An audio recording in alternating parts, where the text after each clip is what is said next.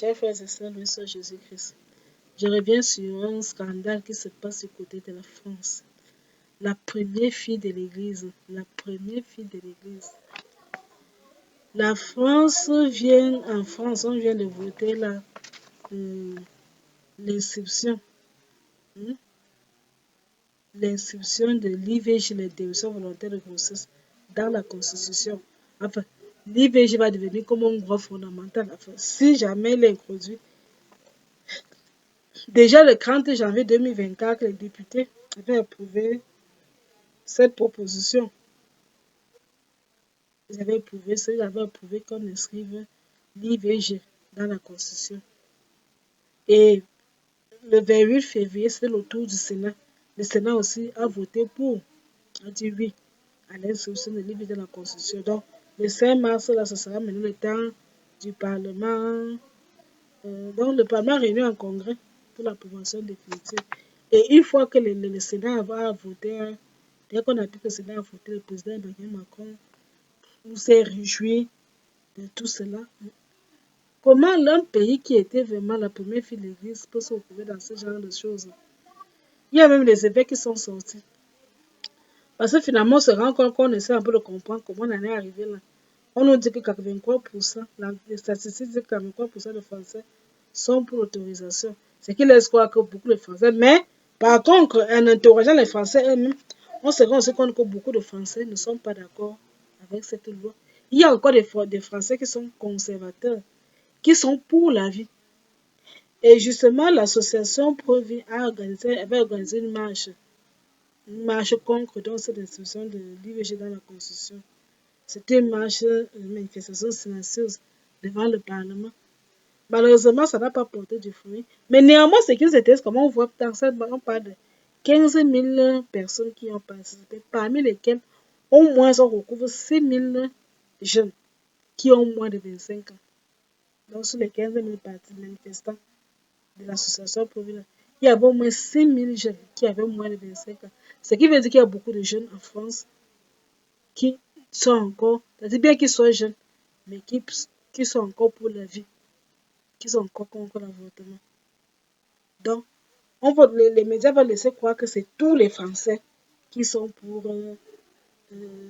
l'avortement. Pourtant, ce n'est pas le cas. Tous les Français ne sont pas d'accord pour qu'on inscrive l'avortement, l'IVG dans la Constitution. S'il y a beaucoup de stars, d'artistes qui le prônent, si le président est d'accord qu'on le prône, ce n'est pas, le président ne donne pas forcément la vie de tous les Français.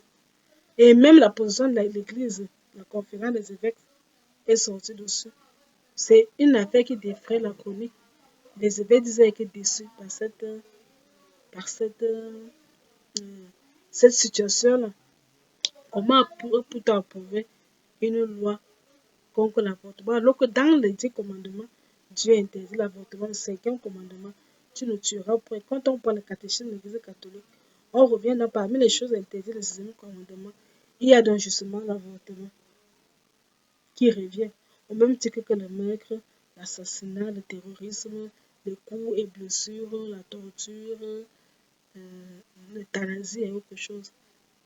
En France, on encourage l'avortement, on encourage l'euthanasie. Monseigneur Pascal Witt est enclin jusqu'à dire que il allait jusqu'à dire qu'actuellement que l'élan vital a déserté notre époque en France. Et ils aiment même que le spectacle du monde, le spectacle qu'ils voient en France, le conduit à penser à un avenir meilleur. Si le pape Jean-Paul vivait parlerait des structures de la mort, où on encourage l'euthanasie, on encourage l'avortement. Et on se rend compte qu'en France, le nombre de naissances d'enfants qui naissent ne fait que diminuer chaque année, pendant que le nombre d'avortements bien d'euthanasie ne fait qu'augmenter. Mais on va donc vivre dans quel pays? Un pays où il y aura plus de vieillards et il n'y aura pas d'enfants. Puisque les gens n'accouchent plus. Derrière, ils ne font pas beaucoup d'enfants. C'est le business, le temps du business. On encourage l'avortement, on encourage l'euthanasie. Mais les naissances, le taux de natalité même est peu élevé. C'est comme si le taux de natalité, pendant que le taux de natalité diminue, c'est le taux d'avortement qui augmente chaque année. ça pose vraiment un problème. Ça pose un problème, un véritable problème. Ça pose vraiment un problème. Je reviendrai un peu sur la position des effets dans une autre vidéo et sur l'explication donnée par Monseigneur Pascal Vince qui est évêque de Poitiers. C'est de déclencher l'analyse qui fait de cette situation. Et les... Bon, on peut dire qu'il prophétise même un peu sur l'avenir de la France à la suite de cela. Voilà. Je vais revenir dans une autre vidéo. Donc, c'est quelque chose qui choque vraiment d'apprendre que la France, qui est la première fille de l'Église, en arrive là. Et que malgré les marches, malgré la lettre de l'Église, on n'a pas écouté. On dit que l'avortement va devenir un droit fondamental. Un peu comme aussi le vol. C'est-à-dire, on en croit l'avortement, on en croit l'euthanasie. Pourtant, la vie appartient à Dieu. Souvenez-vous un peu Jérémie, le prophète Jérémie. Le Seigneur lui dit quoi dans la vocation de Jérémie? Avant de te former dans le sein de ta mère, moi je te connaissais. La vie commence par la conception. Et ne soyons même pas surpris, puisque l'histoire même de quand on remonte un peu, c'est une histoire qui remonte à longtemps. On se souvient comment en est-on arrivé là, comment en est-on arrivé à cela, à cette loi. Ce n'est pas une loi qui date d'aujourd'hui. La France a progressivement commencé à décliner. Avant qu'on en arrive, le mariage pour tous, au temps de François Hollande, c'était le mariage pour tous qu'on a légalisé. Tu peux épouser. Ça a évolué, c'est que la France progressive est en train de décliner. Ce qui se passe en France est en train de décliner. Il faut que les Français prennent. Il faut que les Français prennent. Il faut vraiment crier parce que ce qui se passe en France, nous ne comprenons pas. La première fille de l'Église, les scandales qui viennent du côté de France, ça dépasse. C'est-à-dire que les lois de Dieu sont déjà bannies. Et ce qui fait mal, c'est qu'il faisait comme c'est tout le monde qui est d'accord. Ce n'est pas tous les Français qui sont d'accord pour cela. On ne met pas là que tous les Français sont. Il y en a des Français qui ne sont pas d'accord, mais qui restent calmes. La vie doit être protégée. La vie mérite d'être protégée. C'est une vieille histoire. Après le déclin, la France a commencé depuis. On voyait venir, mais personne ne l'alertait pas. S'il fallait vraiment commencer ce combat-là depuis, il fallait vraiment que les gens se lèvent. Depuis quand ça a commencé, c'est là qu'il fallait commencer ce combat. Parce que l'histoire qu'on vient reconnaître là, ce n'est pas une loi qui date d'aujourd'hui. C'est une longue histoire qui a commencé en 71. Ça a commencé depuis. Le 5 avril 71, le Nouvel Observateur a publié un manifeste rédigé par Simone de Beauvoir et qui a été signé par 343 femmes.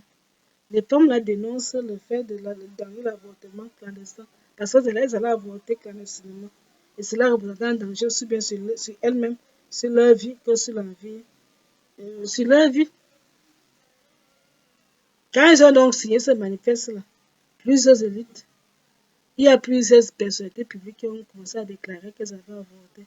On y a vu des avocates, des actrices de cinéma, des enseignants, des femmes de lettres, des intellectuels. Hein. Parmi les célébrités, par exemple, comme Catherine Deneuve qui a avoué avoir avorté. Pourtant, à l'époque, l'avortement était encore pénalisé. Elle s'exposait dans des poursuites pénales. Mais comme un élan, elle a dit ça. Catherine Deneuve, moi j'ai avorté. Tout est parti là, 71. Là, tout est parti de là. Après le 17 janvier 1975, on a donc adopté la loi qu'on appelle la loi de Veil, la loi de Veil, la loi de Veil, qui avait dans une durée de 5 ans. Donc, la loi Veil, qui va donc pérenniser ça, qui va pérenniser la loi Veil. Donc, d'après la loi Veil, c'est que le médecin maintenant peut avoir un délai de 10 semaines de grossesse pour pratiquer l'avortement. Donc, à passer 10 semaines, le médecin peut le faire, mais de 0 à 10 semaines. Si tu es enceinte de 0 à 10 semaines, le médecin peut pratiquer l'avortement. C'est ce que la loi Veil disait déjà, nous sommes en 75. Et c'est la femme qui devait faire la demande. La femme enceinte devait faire la demande.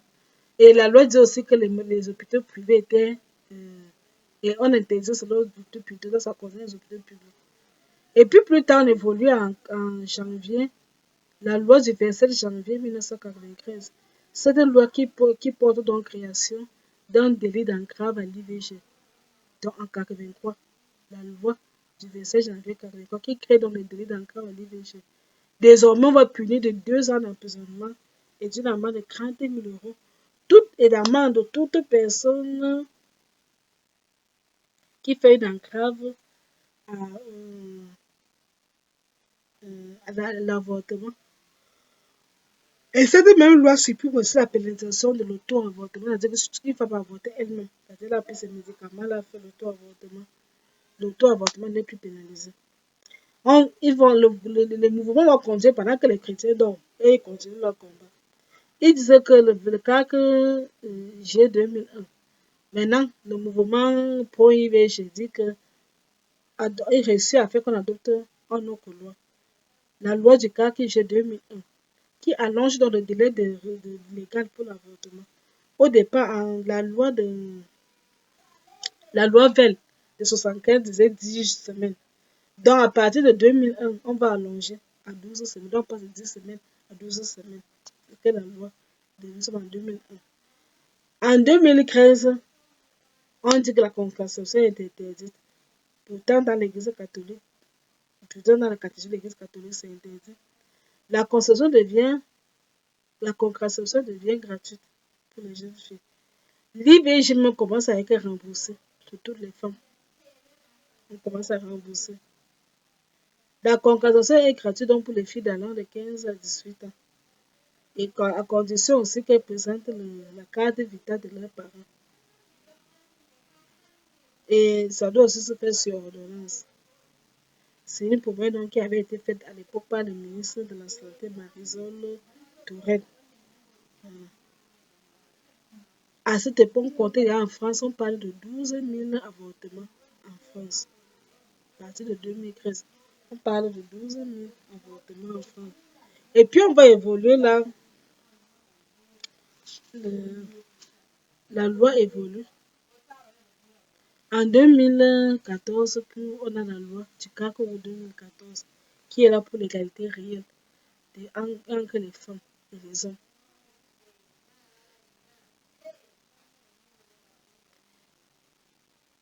Donc, supprime la notion de dégresse dans l'IVG. Il faut l'égalité. Le 16 janvier 2016, le mouvement continue. On supprime le délai de réflexion de 7 jours qu'on imposait. Quand une femme venait voir le ministère qu'elle va avorter, le ministère lui demande d'avoir 7 jours pour que la fille aille réfléchir. Il essaie d'avoir de les dissuader. C'est maintenant, c'est après 7 jours, la femme était vraiment décidée, malgré les conseils qu'on faisait. Donc, mais on a supprimé ça que le ministère, quand quelqu'un arrive, il dit qu'il va avorter, tu le fais avorter. Vous voyez un peu l'esprit satanique caché derrière. Ils ne se sont pas arrêtés là, ça a continué pendant que les chrétiens dormaient, les autres travaillaient. Le 2022, la loi du 2 mars 2022 qui renforce l'accès à l'IVG allonge encore le délai qu'on avait fixé le 12 de passant de 215 était passé à 10 semaines. On est passé à 12 semaines. On est passé plutôt à 12 semaines plus tard. On passe à 12 semaines. Cette même loi maintenant, on passe à 14 semaines. Avant le ministère pour faire l'avortement.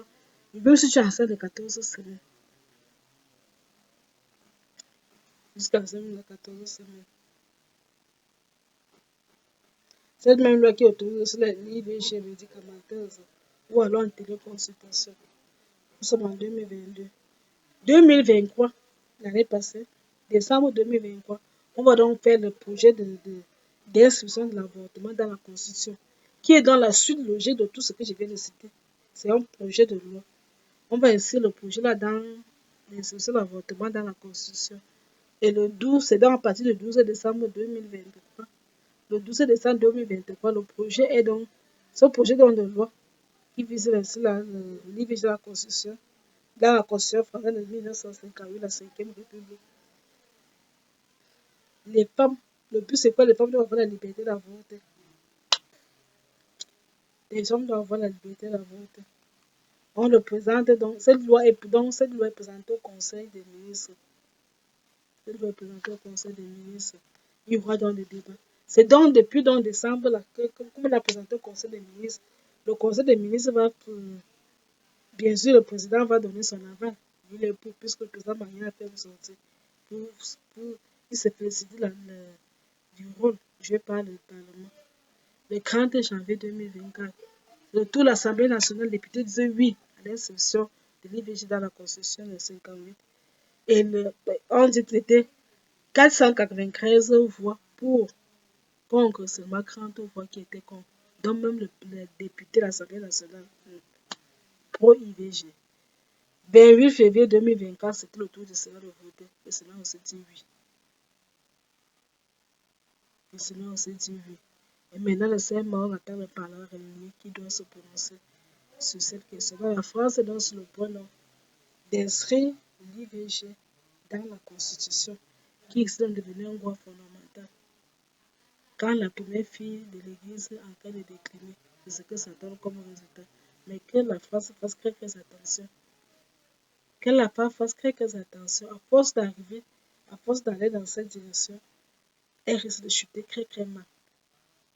Quand on refuse les lois de Dieu, et qu'on veut y faire nos propres lois, nous serons posés sur nous que la colère de Dieu s'abatte sur nous. La vie est sacrée, respectons la vie. La vie humaine est sacrée, respectons la vie. Et la vie humaine commence par la conception. La vie humaine commence par la conception, respectons la vie. En tout cas, il y a un Dieu qui juge. Mais nous, on sait que depuis la nuit des temps, chaque fois que l'homme commence à désobéir à Dieu, là que l'homme se détache toujours de Dieu, les conséquences tardent pas sur. Donc la France se répand tant qu'il est temps. Sinon, ce qui va arriver, il n'y a que Dieu seul qui connaît. Moi, je vais seulement vous attirer votre attention. Ce qui se passe après vous a pu vous inviter à prier beaucoup pour la France, ce pays cher à la Vierge Marie. Que Dieu vous bénisse abondamment. Le Seigneur Jésus-Christ.